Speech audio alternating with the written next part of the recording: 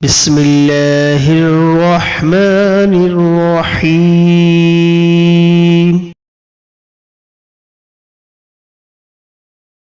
حضرت ابو ثعلبہ خشنی رضی اللہ تعالیٰ عنہ بیان کرتے ہیں، میں نے عرض کیا، اللہ کے نبی، ہم اہل کتاب کی سرزمین پر رہائش پذیر ہیں، کیا ہم ان کے برتنوں میں کھا لیا کریں؟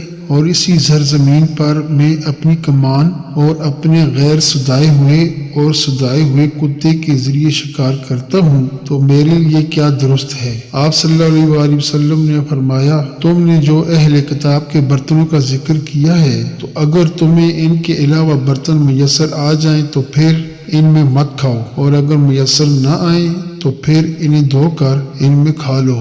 اور تم نے اپنی کمان سے جو شکار کیا ہے، اگر تم نے اس پر اللہ کا نام ذکر کیا ہے تو کھا لو، اور تم نے جو اپنے سدائے ہوئے کتے کے ساتھ شکار کیا ہے، اللہ کا نام ذکر کیا ہے تو کھا لو، اور تم نے اپنے غیر سدائے ہوئے کتے سے جو شکار کیا ہے، اگر اسے ذبح کر لو تو کھا لو۔ متفق علیہ۔ مشکوٰۃ المصابیح حدیث نمبر 4066۔